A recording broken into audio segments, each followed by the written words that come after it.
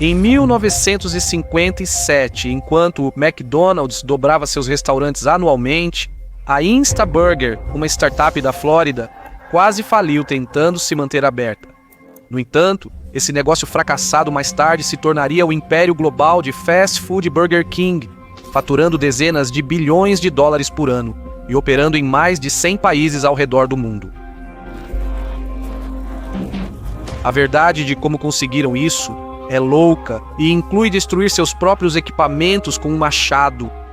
Mas, embora o Burger King seja inegavelmente uma história inspiradora de sucesso empreendedor de um azarão, também há um lado sombrio, porque o segredo do sucesso do Burger King foi roubado.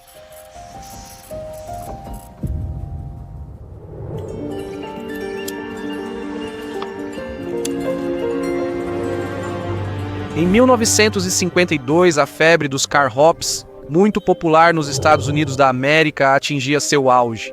No país inteiro, pessoas trocavam refeições caseiras por hambúrgueres baratos, batatas fritas e milkshakes servidos nos carros por garçonetes com chapéus de papel.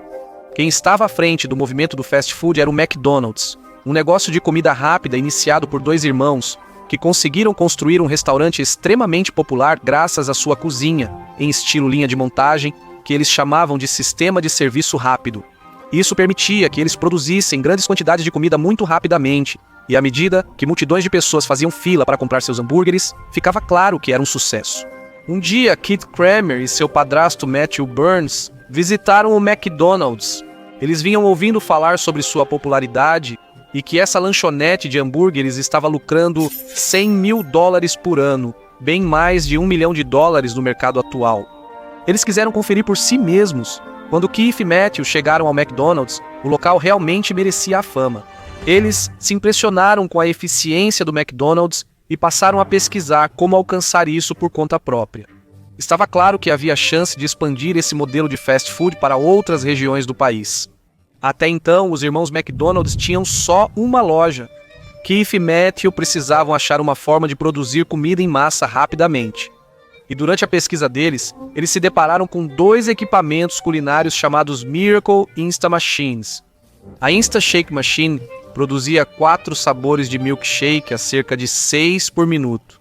E a segunda máquina era o Insta Broiler Oven, que consistia em um sistema automatizado de esteira que utilizava elementos de aquecimento elétrico para cozinhar um fluxo contínuo de hambúrgueres de carne, enquanto, ao mesmo tempo, torrava a mesma quantidade de pães de hambúrguer. Após o forno, os pães caíam em uma cesta e os hambúrgueres deslizavam para um recipiente aquecido, com ketchup, mostarda, relish e temperos especiais.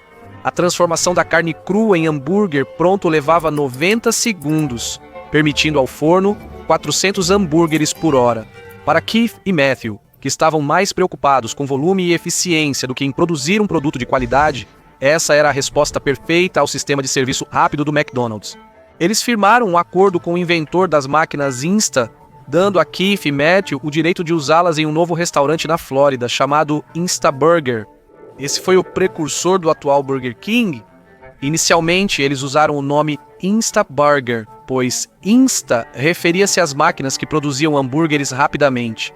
Então, embora o Burger King hoje em dia talvez não goste de admitir isso, não há dúvida de que o Burger King foi fortemente inspirado pelo McDonald's. O negócio começou porque Keith e Matthew queriam replicar o modelo de hambúrguer do McDonald's. Infelizmente, para Keith e Matthew, o forno Instabroiler, que eles compraram para produzir hambúrgueres em massa rapidamente, não era nem de longe tão bom quanto o sistema intricado que o McDonald's havia criado. Eles logo notaram que o forno Instabroiler quebrava quase diariamente. Ele era extremamente temperamental e a qualidade dos hambúrgueres que produzia também não era lá essas coisas. Ironia, se o equipamento comprado não tivesse defeito, provavelmente o Burger King atual não existiria. Mas vamos chegar lá. Primeiro, porém, algo estranho aconteceu.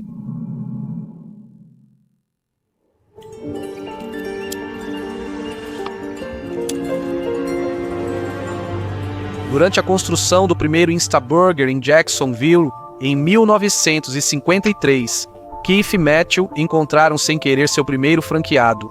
David Edgerton estava prestes a se tornar franqueado da Dairy Queen, quando encontrou o restaurante Instaburger em construção. David achou que o prédio inacabado viraria uma Dairy Queen e parou para conversar com Keith e Matthew, pensando que eles também seriam donos de uma Dairy Queen. Keith e Matthew explicaram que estavam criando uma nova rede de restaurantes chamada Instaburger. Vendo uma oportunidade, os fundadores do Instaburger apresentaram seu conceito de hambúrguer a David. Eles mostraram para ele as máquinas Insta que compraram, capazes de produzir hambúrgueres rapidamente. E felizmente, naquele dia, a máquina funcionou perfeitamente. Quando David viu aquilo, ficou impressionado. Ele deixou Jacksonville pensando ter visto o futuro das refeições fora de casa e queria participar disso. Logo depois, David cancelou o acordo com o Dairy Queen e firmou contrato com Keith e Matthew para abrir uma Instaburger em Miami. Então, antes mesmo de o primeiro restaurante Instaburger ter sido inaugurado, eles já tinham um franqueado pronto para abrir uma segunda loja. Antes de fechar o acordo, David sugeriu mudar o nome da empresa para Instaburger King. David criou um logotipo com um rei de desenho animado sentado em um hambúrguer, abraçando um milkshake gigante. Ele deixou o rabisco com Keith e Matthew, sugerindo usá-lo como marca registrada, e eles gostaram na hora. A palavra rei deixava a marca mais premium, e um personagem associado tornava a Instaburger muito mais única. Quando a primeira loja abriu em Jacksonville em abril de 1953, o restaurante exibiu uma placa de 3,6 metros com o logotipo e nome sugeridos por David. Instaburger King estava oficialmente funcionando, e para todos os efeitos, o futuro parecia promissor. Na verdade, um ano após a abertura da loja de Jacksonville, Keith e Matthew começaram a anunciar para mais franqueados, distribuindo panfletos que afirmavam que o Instaburger King era o maior avanço no serviço de alimentação dos últimos 50 anos.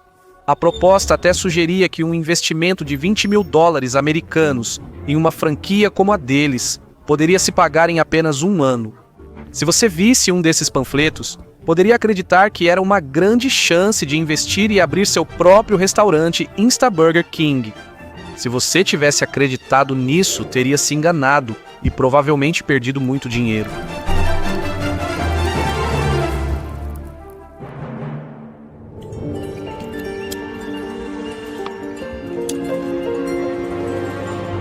O atendimento do Instaburger King era claramente confuso para os clientes.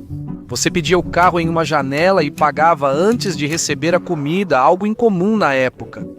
Você ganhava um ticket por item comprado e depois retirava seus itens em outra janela. Muitas vezes era preciso repetir o pedido. O sistema era bastante frustrante para os clientes que estavam acostumados a receber a comida em seus carros e pagar somente depois que ela era entregue. Os fundadores do Instaburger e David, primeiro franqueado, achavam que os clientes só precisavam de tempo para se adaptar ao novo sistema. Embora definitivamente o sistema em si não tivesse sido projetado de forma muito eficiente desde o início. O maior problema era que a máquina Instabroiler, usada para hambúrgueres rápidos, era muito pouco confiável e frequentemente quebrava durante o dia. E claro, o diferencial das lojas Instaburger King era comida rápida e barata. Mas como os fornos quebravam e precisavam de conserto, a comida não era tão rápida nem barata. Os hambúrgueres deles custavam 18 centavos, enquanto os concorrentes vendiam hambúrgueres parecidos por 15 centavos. Os fundadores Keith e Matthew não atingiram a popularidade esperada com o primeiro Instaburger King em Jacksonville. David Edgerton, primeiro franqueado do Instaburger, abriu sua loja em Miami em 1º de março de 1954. Assim como os cofundadores, ele também teve um início difícil devido ao equipamento de hambúrgueres pouco confiável. Mesmo assim, David ainda acreditava que o fast food deles era o futuro. Mas David sabia que para enriquecer no fast food precisaria de muitas lojas. Ele nunca ficaria rico com só uma franquia. Então ele concordou com Keith e Matthew que poderia cuidar de toda a região de Miami e abrir mais unidades do Instaburger lá. Agora você deve estar pensando, como David poderia abrir mais lojas se a primeira tinha acabado de ser inaugurada e nem estava indo tão bem? E você está certo, ele não podia pagar por isso. David tinha investido todo o dinheiro que tinha nessa primeira pequena loja em Miami, que ainda não estava tendo um volume de vendas particularmente bom. Então, sem mais capital próprio para investir, ele precisava trazer um sócio.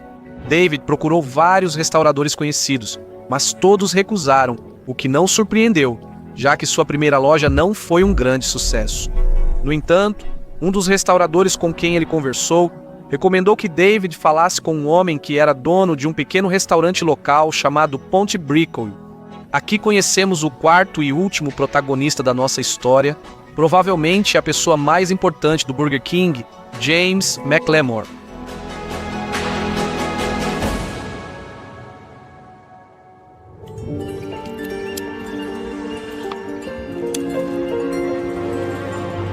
James McLemore teve um início de vida difícil, para dizer o mínimo. Ele nasceu em 1926 em uma família razoavelmente rica na cidade de Nova York. Porém, seu pai perdeu toda a fortuna da família no crash da bolsa de 1929. O avô querido de James faleceu logo depois, e muitos acham que a mudança financeira da família agravou sua saúde.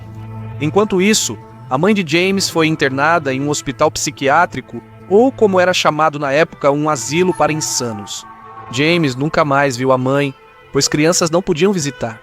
Sinceramente, talvez isso tenha sido o melhor, já que isso foi no início dos anos 30 e aqueles hospitais pareciam algo saído de um filme de terror.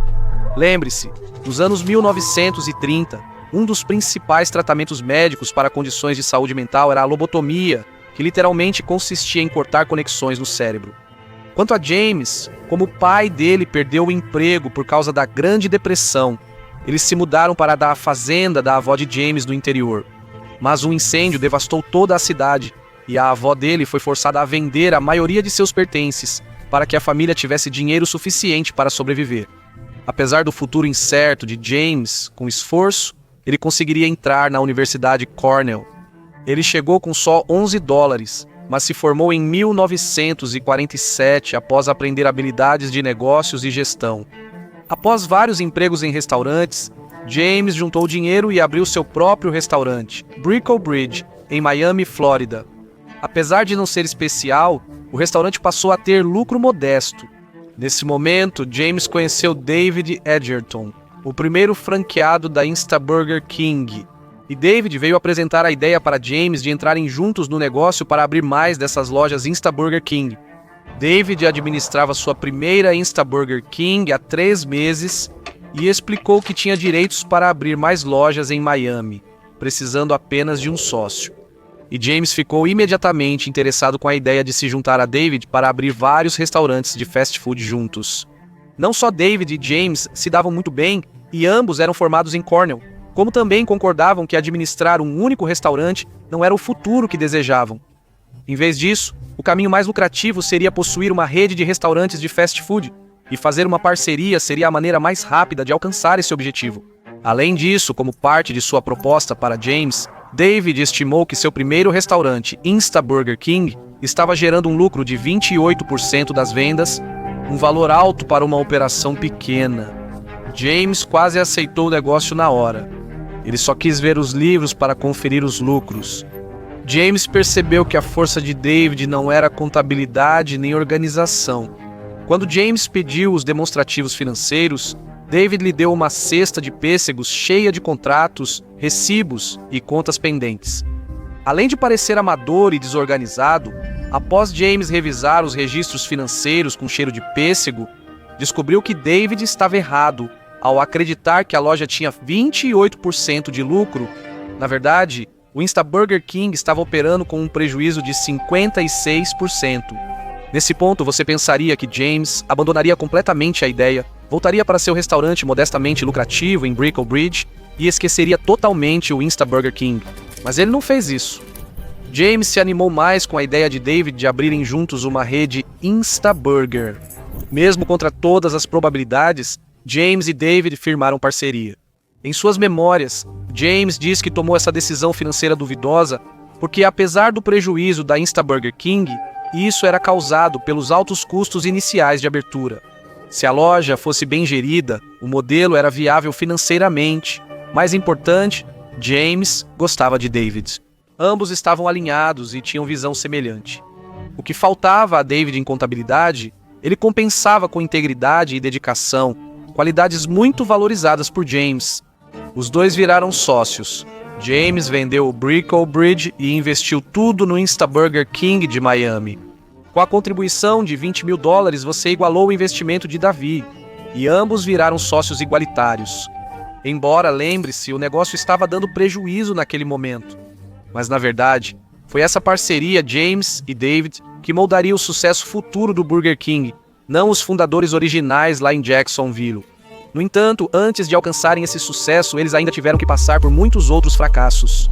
Veja, talvez você pense que esses dois novos sócios usariam o capital de James para quitar a dívida da unidade de Miami e resolver problemas como hambúrgueres ruins, fornos Instabroilers sempre quebrando e o sistema de pedidos que desagradava os clientes.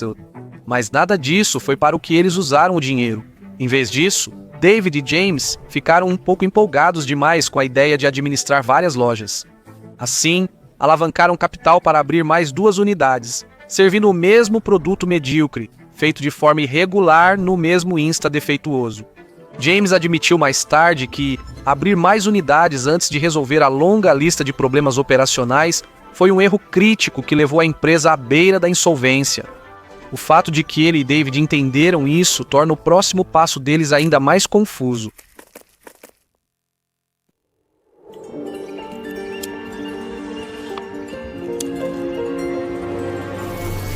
Para evitar que a operação, já em dificuldades, ficasse sem dinheiro, James convenceu Harvey Fruhoff, amigo rico de seu sogro, a investir $65.000 por metade do negócio. Harvey, após deixar sua empresa de trailers de $200 milhões por ano e se mudar de Miami, podia facilmente arriscar $65.000 nesse novo conceito. O intrigante é como David e James usaram o dinheiro do investimento. Em vez de quitar dívidas pagando empréstimos, os sócios abriram mais 3 unidades no sul da Flórida. Em 1956, a Insta Burger King de Miami estava endividada e com 7 fornos Instabroiler pouco confiáveis, resultando em comida apenas razoável. Felizmente para David e James, a sorte deles estava prestes a mudar graças ao evento mais improvável. Certo dia, durante um movimentado almoço, James e David ouviram o conhecido barulho da esteira do Instabroiler parando. Isso significava que a máquina quebrou de novo, ficou parada para conserto e eles perderam clientes e receita. David havia consertado a máquina recentemente e estava de saco cheio. Ele ficou tão irritado com isso que pegou um machado na caixa de ferramentas e literalmente destruiu a máquina. James achou engraçado, pois também odiava a máquina pelos problemas que causava, mas ficou preocupado porque a operação deles pararia até a chegada de um forno novo da Califórnia. David não queria pagar por outra máquina defeituosa e prometeu construir uma melhor. Com um mecânico local, David cumpriu a promessa e tentou customizar o Instabroiler para criar algo mais confiável. Após 3 semanas de quase contínuos testes e erros, eles finalmente conseguiram um avanço. David criou um novo grelhador à chama que usava gás em vez de eletricidade para cozinhar hambúrgueres. Essa invenção não só se mostrou infinitamente mais confiável do que as máquinas antigas, mas, ao fazer o grelhador funcionar a gás, David acabou criando sem querer o sabor grelhado na chama que se tornaria a marca registrada do Burger King. Até hoje, grelhar hambúrgueres na chama é essencial no marketing deles. A decisão impulsiva de destruir a antiga máquina de hambúrguer com um machado fez David gastar tempo criando algo melhor, e ele conseguiu. A nova máquina de grelhar na chama foi uma grande melhoria que ajudou a empresa a ganhar mais dinheiro, já que agora eles podiam produzir grandes quantidades de hambúrgueres de forma consistente, sem que a máquina quebrasse. Mas isso não foi a única coisa que mudou a sorte deles. Na verdade, a descoberta controversa catapultou a empresa para o sucesso.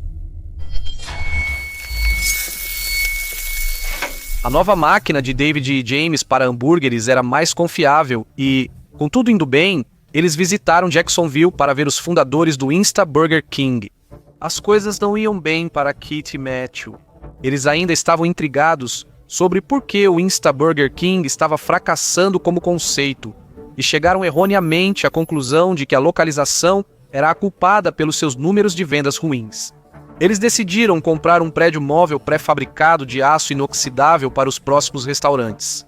A ideia era, se as vendas fossem baixas, mudar o restaurante para outro lugar buscando mais sucesso. Esse foi o motivo pelo qual David e James foram até lá para dar uma olhada para ver se essa ideia era algo que eles deveriam incorporar nos Instaburger Kings em Miami que eles administravam. Após 2 horas sentados fora da lanchonete de aço inox, nenhum cliente apareceu, ninguém comprou nada. James então resolveu passear pela região. E a apenas um quarteirão do novo e reluzente Instaburger King, James descobriu uma lanchonete de hambúrgueres decadente com uma fila de clientes dando a volta no prédio. Intrigado, ele decidiu entrar na fila também. Enquanto esperava, ele notou que quase todos pediam hambúrgueres de 1/4 de libra em pães de 5 polegadas com alface, tomate, picles, cebola e maionese. Os hambúrgueres eram bem maiores que os do Instaburger King e do McDonald's. James comprou 2 sanduíches gigantes e deu um para David. Após terminar, David e James concordaram que era o melhor hambúrguer que já comeram. De volta a Miami, James sugeriu a David que fizessem um hambúrguer igual para suas lojas. James também disse que tinha o nome perfeito, Whopper, que transmitiria o tamanho do novo hambúrguer. James sugeriu instalar placas nas lojas anunciando o Instaburger King como a casa do Whopper. David gostou da ideia e decidiu tentar. Agora, isso na verdade era um movimento bastante arriscado, já que eles iam cobrar 37 centavos pelo Whopper Burger, enquanto outros concorrentes, como o McDonald's, cobravam apenas 15 centavos pelos seus hambúrgueres. Então, de repente, focar tanto assim no Whopper Burger era uma aposta. Felizmente, foi uma aposta que valeu a pena. O hambúrguer de 1/4 de libra do Whopper, seus acompanhamentos e o sabor grelhado fizeram do sanduíche um sucesso e deram a David e James o nicho buscado desde 1954. Finalmente, eles tinham algo para diferenciar a marca deles. Claro, James tecnicamente teve a ideia copiando uma pequena lanchonete de hambúrgueres na Flórida. Pode-se argumentar que todo o sucesso do Instaburger King se baseou em ideias roubadas. Keith e Matthew copiaram o fast food do McDonald's. Depois, David e James copiaram o Whopper de outra rede de hambúrgueres. Nos negócios, muitas vezes o mais importante é a execução, não a ideia. Meses após virar a casa do Whopper, o Instaburger King de Miami teve vendas impressionantes. E pela primeira vez em anos, as coisas realmente estavam melhorando para David e James. Eles tinham equipamento de hambúrguer melhorado, mais confiável, um produto popular, nicho de mercado e clientes fiéis que sempre retornavam. Apesar do Instaburger King de Miami começar a lucrar, o Burger King de Keith e Matthew na Flórida ainda enfrentava dificuldades. Anos com equipamentos defeituosos e falta de direção dos fundadores levaram a empresa a dificuldades financeiras. Eventualmente, Keith e Matthew seguiram os passos de seus franqueados e começaram a grelhar os hambúrgueres na chama, em vez de usar as máquinas Insta, mas tudo isso aconteceu um pouco tarde demais. Keith e Matthew não tiveram sucesso com suas lojas e ficaram inadimplentes nos empréstimos. Então, enquanto o Instaburger King em Miami prosperava, o Instaburger original na Flórida estava indo à falência.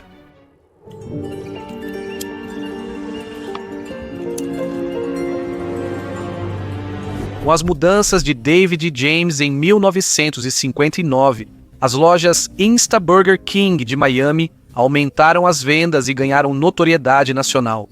Turistas e empresários que visitavam o sul da Flórida viam potencial na empresa e perguntavam sobre franquias em outras regiões. Na época, porém, David e James não estavam autorizados a vender unidades fora do território do sul da Flórida, que era a região que eles haviam combinado com Keith e Matthew. Em 1959, Keith e Matthew também não pagaram seus empréstimos. Isso fez com que Ben Stein, que concedeu os empréstimos, assumisse o controle do Instaburger King. Ben sabia pouco sobre fast food e não queria administrar o negócio. Então James viu uma oportunidade. Ele perguntou a Ben se ele e David poderiam ser donos dos direitos de franquia nacionais e internacionais da empresa. E, em troca, Ben receberia 15% de todo o dinheiro que eles ganhassem sem precisar fazer nenhum trabalho.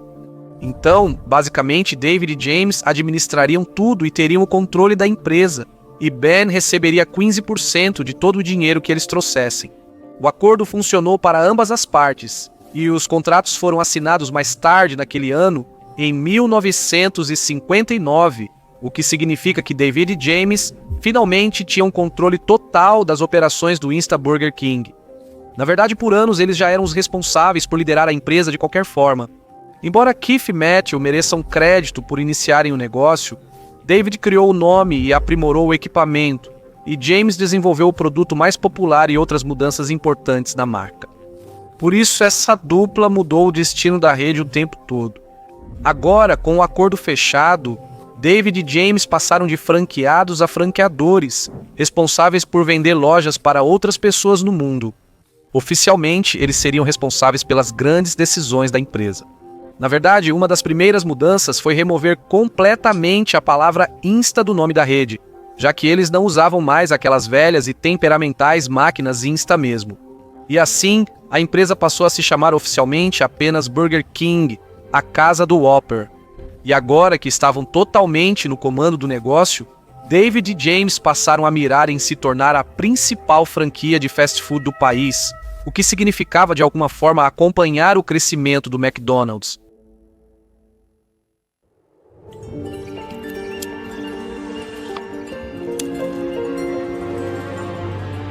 Em 1962, o Burger King inaugurou 7 lojas e obteve lucro líquido de 73.058 dólares americanos.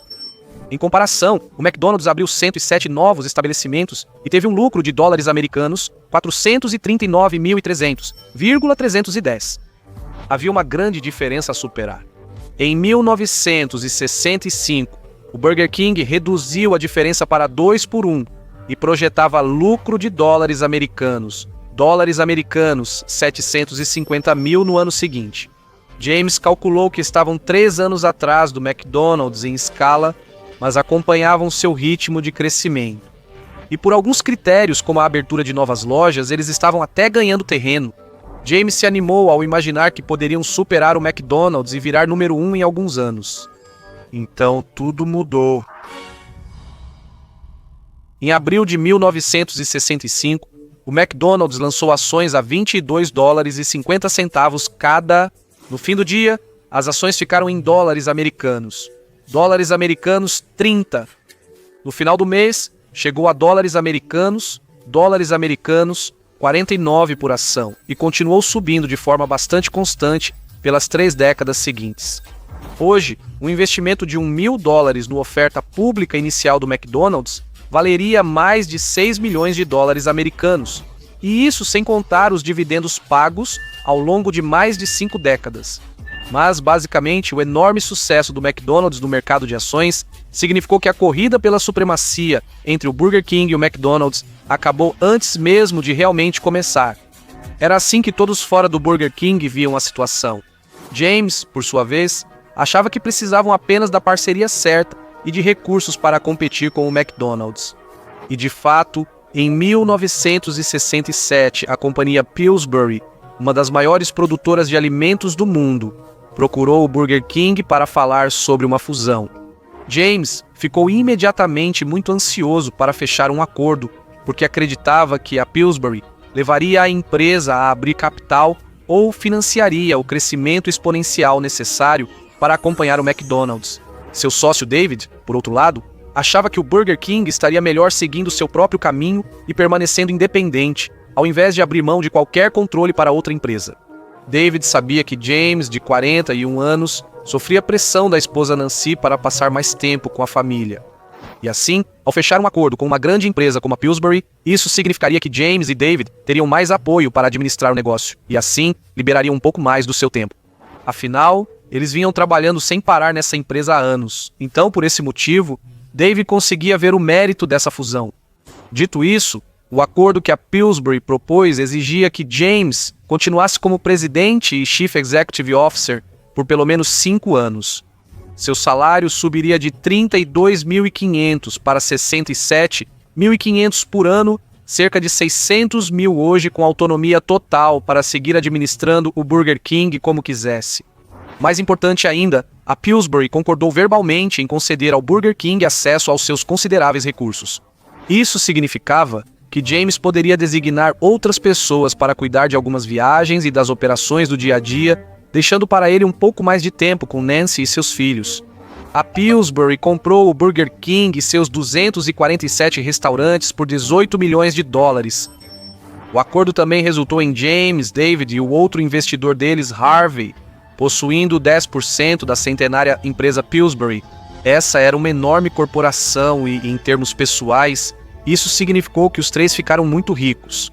No entanto, o acordo não foi exatamente a parceria perfeita que David e James esperavam, pois logo ficou claro que a Pillsbury não tinha a intenção de deixar a empresa operar de forma totalmente autônoma, como haviam sugerido inicialmente. Eles passaram a se envolver ativamente nas decisões que o Burger King estava tomando. Em 21 de agosto de 1969, David se demitiu do Burger King e da Pillsbury Company. Ele ficou no setor de restaurantes por 50 anos, criando novos conceitos e investindo em franquias, até concorrentes do Burger King. James ficou mais tempo na Pillsbury e insistiu que a empresa levasse o Burger King à bolsa, ou mudasse seu modelo de franquias para algo parecido com o do McDonald's. O conselho da Pillsbury não quis assumir os riscos que Ray Kroc assumiu no McDonald's. A Pillsbury acreditava que o rápido crescimento do Burger King deixou seus franqueados independentes demais. Como resultado, eles decidiram pisar no freio e desacelerar o crescimento até que a situação dos franqueados fosse resolvida. Em 1968, após a fusão com a Pillsbury, o McDonald's abriu 109 restaurantes e o Burger King 108. Em 1972, o McDonald's abria uma loja por dia, enquanto o Burger King tinha apenas 91 unidades. Decepcionado com a abordagem de crescimento mais lenta que a Pillsbury estava adotando com a empresa, James se afastou após cumprir seu compromisso contratual de 5 anos. Ele seguiu como consultor e embaixador do Burger King até morrer em 1996. Quando James se aposentou em 1972, o número de Burger Kings no mundo havia quase triplicado desde a venda para a Pillsbury 5 anos antes. Sem dúvida, a empresa continuou bem-sucedida. Mas os planos da Pillsbury para um crescimento constante não correspondiam exatamente à enorme ambição e aos planos de expansão que James e David tinham. Para ser justo com a Pillsbury, havia motivo para cautela. Com a rápida expansão, o Burger King não conseguia monitorar todas as franquias de perto. E como resultado, a experiência que você tinha em uma loja do Burger King era muito diferente da de outra loja do Burger King, e a Pillsbury queria tornar tudo mais consistente. Então, eles começaram um plano chamado Operação Fênix. E tudo começou quando eles conseguiram tirar um executivo de alto escalão do McDonald's, um cara chamado Donald Smith, que viria a iniciar várias mudanças importantes no Burger King usando lições que ele aprendeu durante seu tempo no McDonald's. Por exemplo, o Burger King começou a comprar mais terrenos onde as lojas do Burger King eram construídas, para que pudessem alugá-los aos franqueados, dando assim mais controle ao Burger King e criando uma nova fonte importante de receita. Donald Smith ampliou o cardápio, criou novos designs e padronizou a aparência e o ambiente dos restaurantes Burger King. As mudanças foram bem-sucedidas e criaram uma base sólida para o crescimento futuro. Desde a fusão com a Pillsbury em 1967, a Burger King passou por várias empresas de investimento, algumas delas pressionando por expansão rápida. Em 2002, a TBG Capital comprou o Burger King por $1,5 bilhão e abriu seu capital em 2006. A venda das ações rendeu $425 milhões, recorde para a oferta pública inicial de rede de restaurantes dos Estados Unidos da América. Em 2009, seu melhor ano, o Burger King teve receita de $2,54 bilhões, com 12.078 unidades no mundo. Na década seguinte, passou de 19 mil. Em 2010, a 3G Capital adquiriu 31% do Burger King por dólares americanos, 3,26 bilhões, e depois o fundiu com a Tim Hortons, criando a Restaurant Brands International, atual controladora do Burger King. As estimativas do valor atual do Burger King variam amplamente entre cerca de 7 e 10 bilhões de dólares. No entanto, embora os proprietários e a empresa controladora do Burger King tenham mudado muitas vezes ao longo dos anos, não há como negar que a base desse império do fast food foi construída pela determinação incansável de James e David. Ainda hoje, decisões que eles tomaram lá nos anos 50, como a introdução do Whopper, desempenharam um papel fundamental em ajudar a empresa a se expandir para tantos novos locais. Apesar do mérito dos cofundadores originais, James e David foram os responsáveis por transformar a empresa de um restaurante fracassado em sucesso, investindo todo o dinheiro e dedicação no negócio.